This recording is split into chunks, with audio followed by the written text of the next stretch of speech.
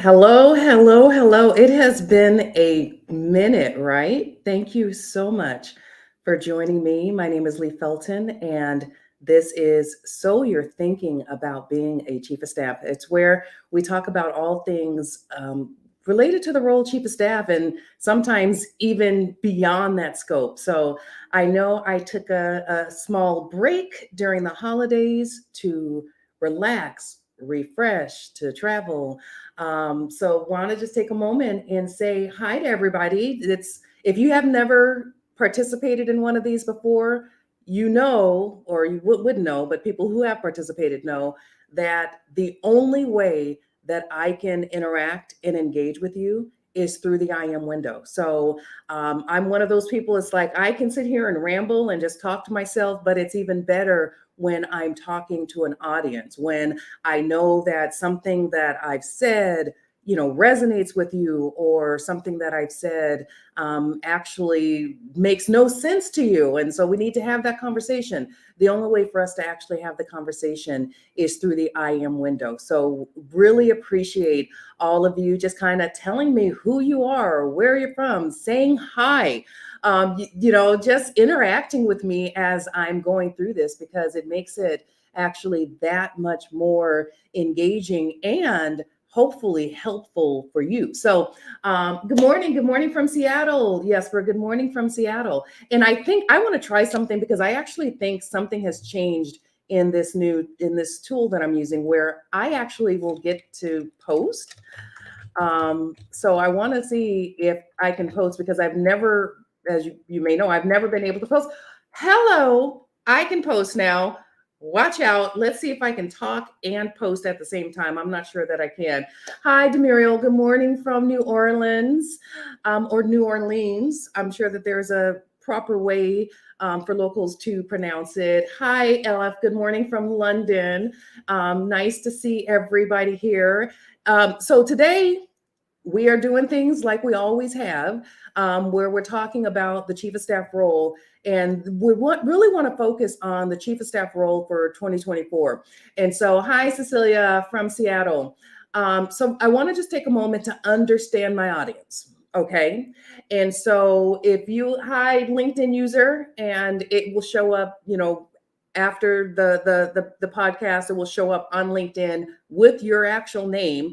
But right now, some people just show up as LinkedIn user. So good morning, LinkedIn user from Austin, Texas. So any other good mornings? Who's out there? Where are you calling in from?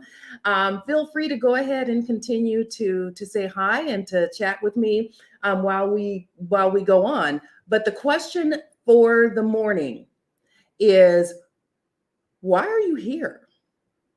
What intrigued you about taking up your morning, your afternoon, your evening, and spending a few minutes with me, hopefully learning something, or at least engaging in a conversation about the chief of staff role? So why are you here? There's, people come here for different reasons. Sometimes it is people who've heard of the chief of staff role, and you're kind of curious about it, and you want to start to understand this role. Some people are actively exploring, so they're actively job searching for the role. Some people are hiring, so we do get recruiters and executives who have heard that they need this spectacular position called a chief of staff, and they are hiring for the role. And then some people are just curious. It's like, I had some time on my calendar, and I'm just curious. I've seen your post, Leigh, and I was curious what you possibly had to talk about. So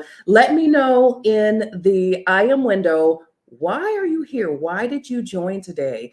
And that will also, because sometimes we have scheduled guests, sometimes we have selected topics. I decided for this kickoff for 2024, I will narrow down the subject based on who is actually participating. So if you can let me know who you are, why you're participating, so I can try my hardest to give you the most information possible, that would be great. So let's see what we have here. Friday morning entertainment. It's a good thing, I think. If I can be considered some entertainment, I'll take that. Aspiring chief of staff and hoping to get a position as a chief of staff this year. We are all rooting for you, Demuriel. Anyone else out there? Or is it entertainment all around? One of your posts recently popped up in my feed. I love your content. I'm relatively new to the chief of staff, to chief of staff about 7 months and need to refocus on big picture strategy ops as the things that move my role forward. And LinkedIn user, and unfortunately, I wish people's names would just pop up immediately, but a lot of chiefs of staff, especially individuals who are new to the chief of staff role, a lot of individuals, you're not alone with saying, okay, I have to focus. I feel like I'm just like this in this, this race. And there's actually not just one race. I feel like I'm in this race over here. I've started a new race. I'm supposed to be, at the top of the finish line on this other race. And that is the role. You're definitely not alone. And so what I talk about here on this podcast is the executive level chief of staff. And so what I mean by executive level chief of staff is there are many, many different approaches to the chief of staff role. There are many, many different elements that impact how and what you are going to be in a chief of staff role. Those elements range from the job function, the industry, ranges from the type of executive you have, ranges from your background. And so a lot of times I'll say chiefs of staff like myself with a strategy or comms background, a lot of our focus is on strategy comms. A chief of staff with more of an administrative background, a lot of their focus a lot of times is on administrative. A chief of staff with a finance background or an HR background. We tend to get, even in new roles, we tend to get comfortable in the things that we've always done. And so when I talk about an executive level chief of staff, I'm talking about somebody who you have your focus, you have your core, but you know how to run a business. And so you're stepping into this chief of staff role and you're taking on that role as a leader. You're taking on the chief of staff position as though it's a line of business itself. And so we'll get into more of what that means. Let's see what else we have. We have Snowbird who's joined us. Thank you, Snowbird. He says, looking awesome.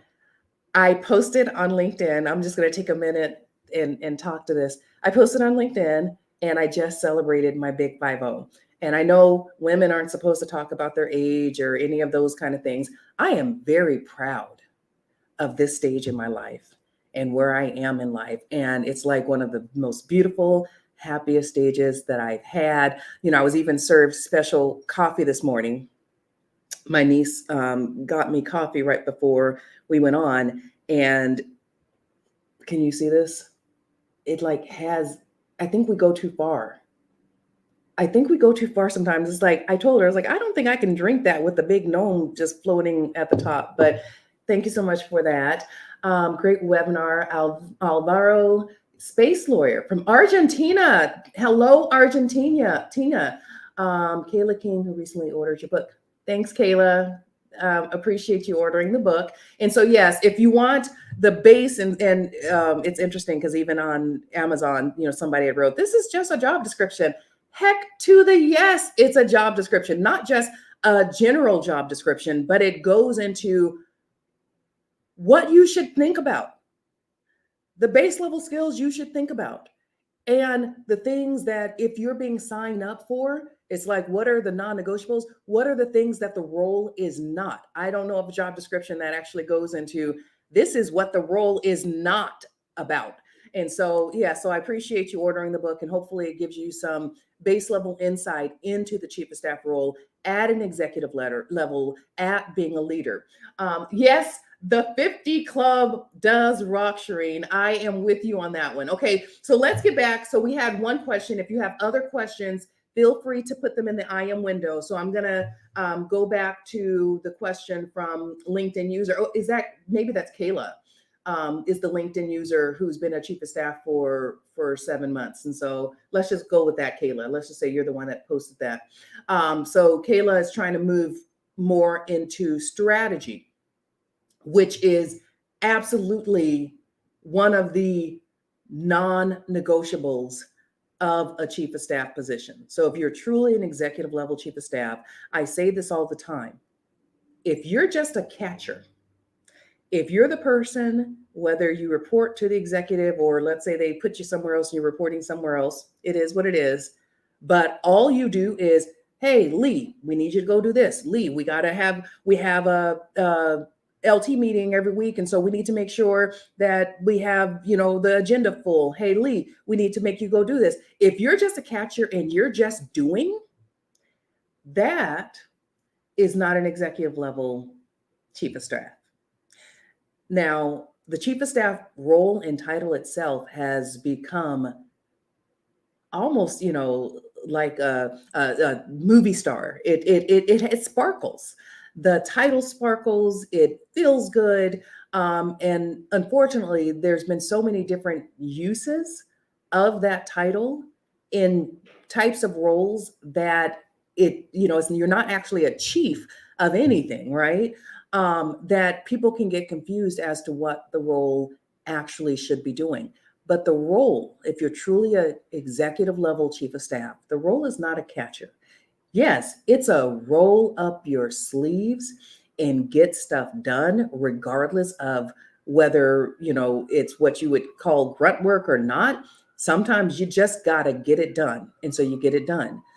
But that should not be the basis of the position, right?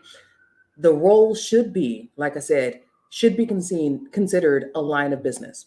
And it's around your operational processes. It's around your executive, office operations. It's around, if you look about the strategy, how do we know that we are going to end our fiscal year, whatever calendar cycle you're on?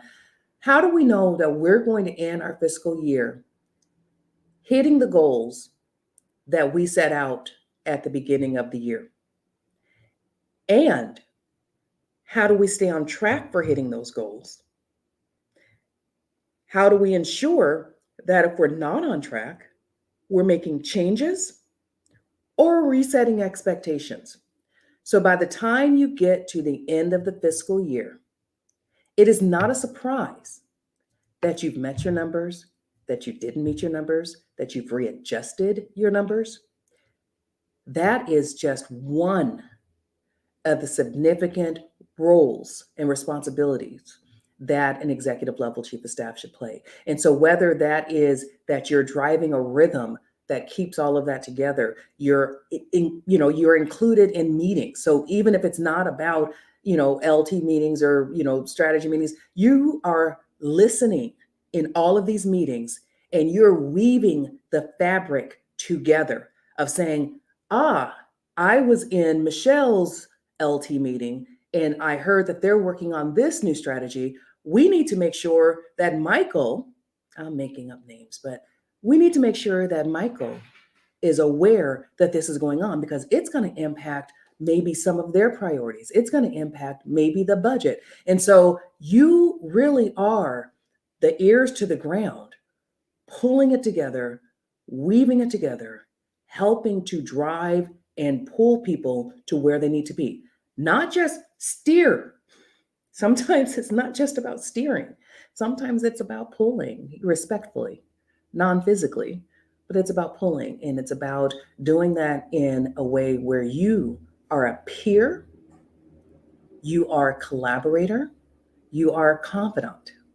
And so to be a strategic executive chief of staff, people need to see value in what you bring to the table. And so that is what I'm going to say about that, Kayla. So let's see what else we have here. Off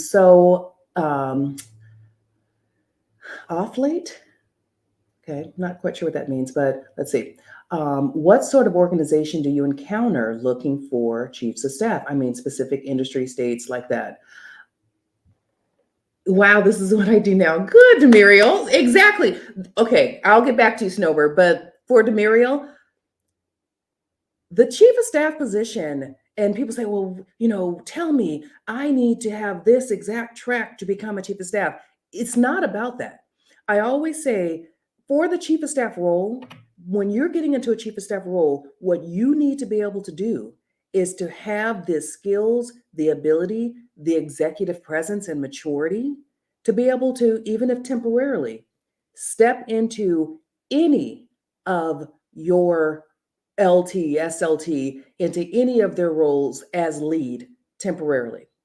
So if your CMO leaves, you should be able to step in for whatever brief moment in time and help lead that organization. You should be able to lead CMOs and CFOs and COOs and all of those. And you should be able to step in as a CEO and be able to help steer that organization. Now, it may not be your ultimate goal to be a CXO. I also consider the chief of staff role already a CXO position. So I'm very vocal on the fact that that chiefs of staff their pay should be on par with the rest of your senior leadership team. But yes, the background that you bring can come from many different areas. And so it's not like this is the exact line of, journey that your career should take to be a chief of staff. I don't believe that at all.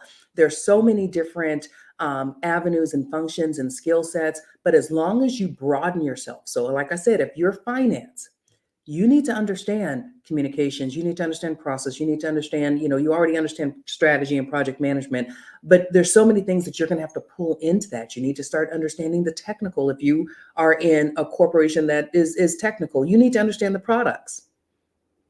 You can't just say, oh, I'm just operations, let the smart people handle, dealing with the technology of the products. You need to understand your business. So how are you going to help your executive make informed decisions about budget priorities, about headcount priorities, even about time? It's like, where should you show up in meetings versus your executive? How are you going to help make those decisions if you're not actually understanding the product or whatever it is or the service or whatever it is that your organization is pulling through? So absolutely, that can come from anywhere. So let's go back to Snowbird. What industries? And so this is a good question, especially since I said we're going to talk about the chief of staff role in 2024. And I cheated. Okay, I cheated a little bit because if you do a search and on LinkedIn is what everybody uses, what I use daily. But if you do a search on any of the job sites, you will see almost every industry. I got contacted by a gas and oil industry, right? So almost every research industry, educational. Now, when you get into certain industries like law, education, research, doctorate, doctors, medical doctors, that type of thing, it changes because a lot of times there is a specific journey that you would need to have for a chief of staff in more of a specific specialized industry, because you have to be able to, if you're in the law industry, you need to know law. How are you helping your executive? If, I'm not saying that you need to be a paralegal. And a lot of times those types of chiefs of staff, they expect you to be a lawyer.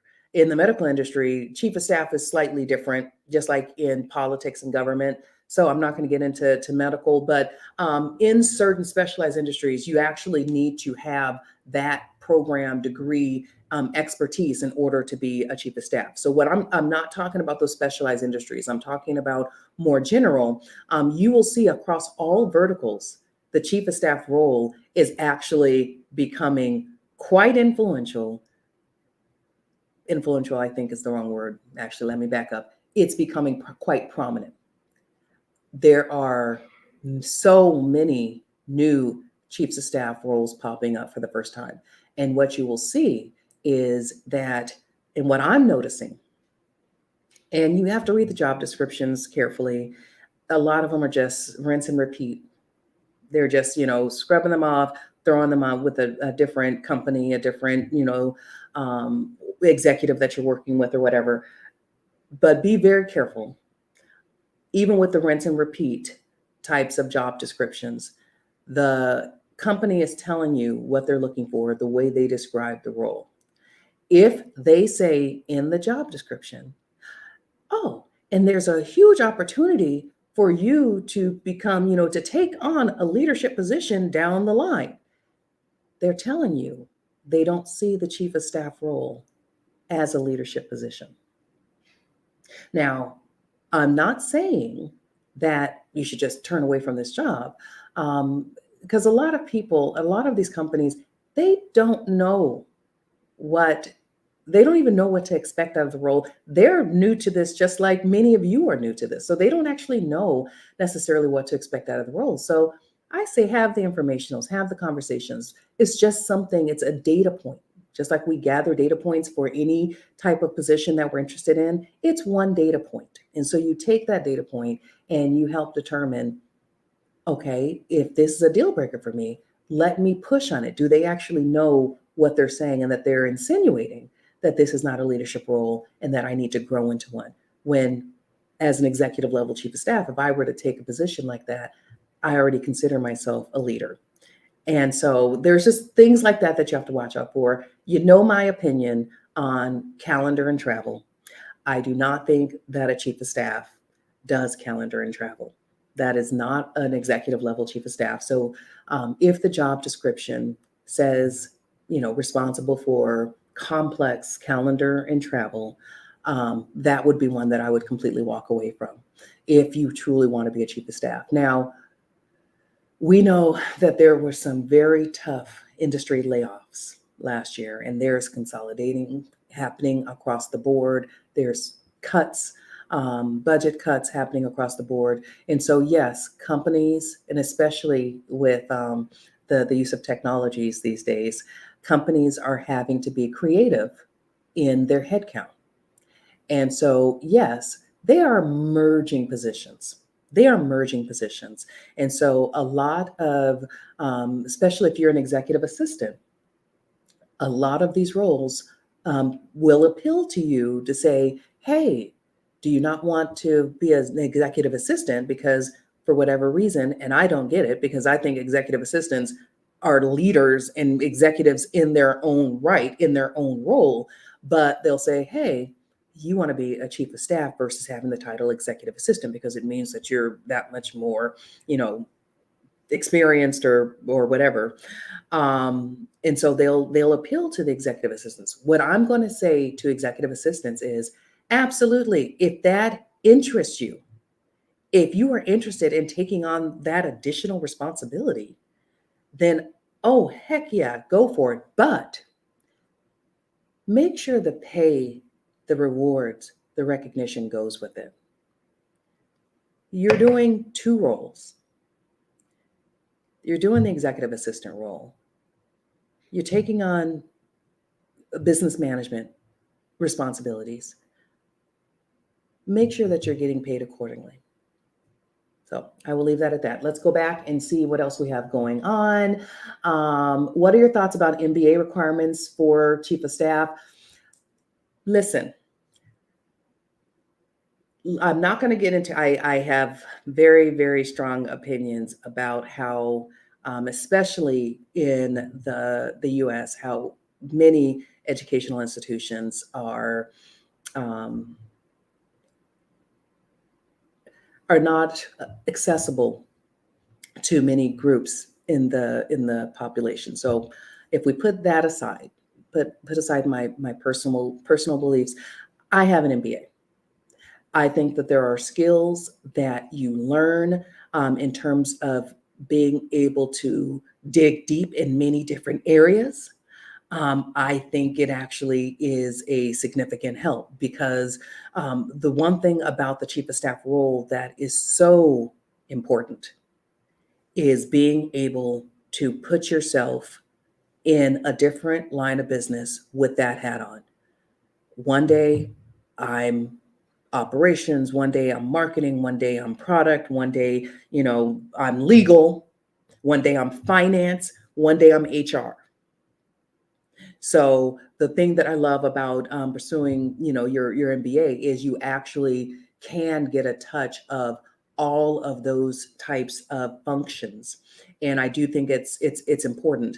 Now, for me, I've had the benefit of having a lot of the roles that roll into the experience that you need as chief of staff. I've been in marketing. I've been in, unfortunately, finance is not my most passionate area, but I've had to do finance, right? I've done contract negotiation. I've done, strategy, development. I've done ghostwriting for executives. And so having a very broad toolkit is going to help you. So it's up to each individual person, of course, whether that's for you. I wouldn't say that it is an absolute requirement, but in terms of your growth, if you have the ability to do it, I don't see how it would hurt anything.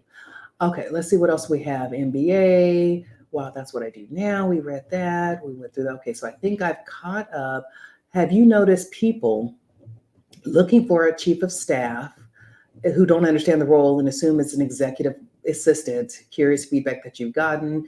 Definitely feel like, okay. Oh gosh, it is. You'll see it left, right, and center. So, like I said, if you do the search on the role, you're going to see a lot of these positions. So it's actually a testament that this role, it has survived, and it's thriving in a way. But like I said, just like so many of you are on this call who are looking for chiefs of staff roles, I'm hoping that hiring managers, recruiters who also are not as familiar with the role, that you're also on this call. I have gotten contacted by executive recruiters who start talking to me about this role. It's like they came across my profile. I'm perfect for this position. And they start talking to me about the role.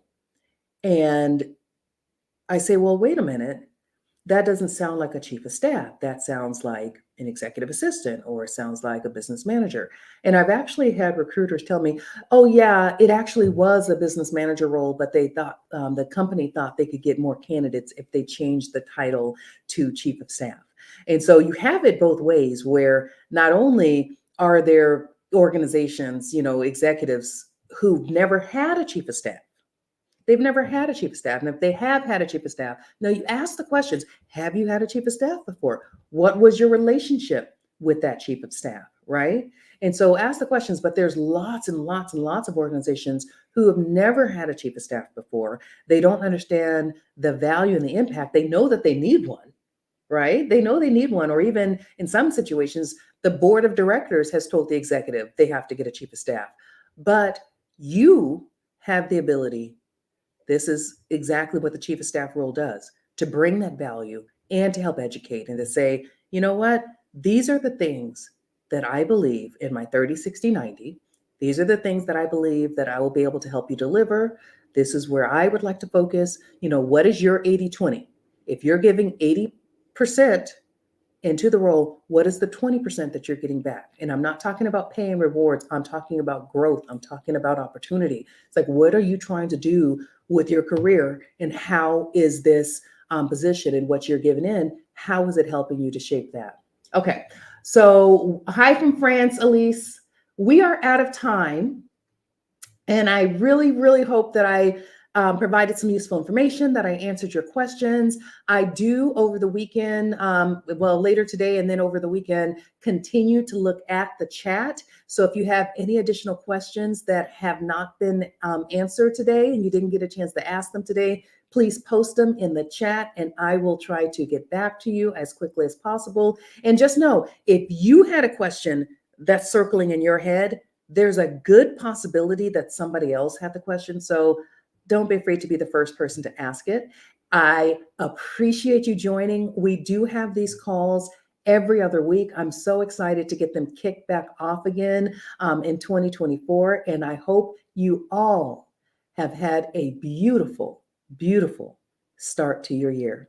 Hello and welcome. Thank you for joining me. I'll see you next time. Bye.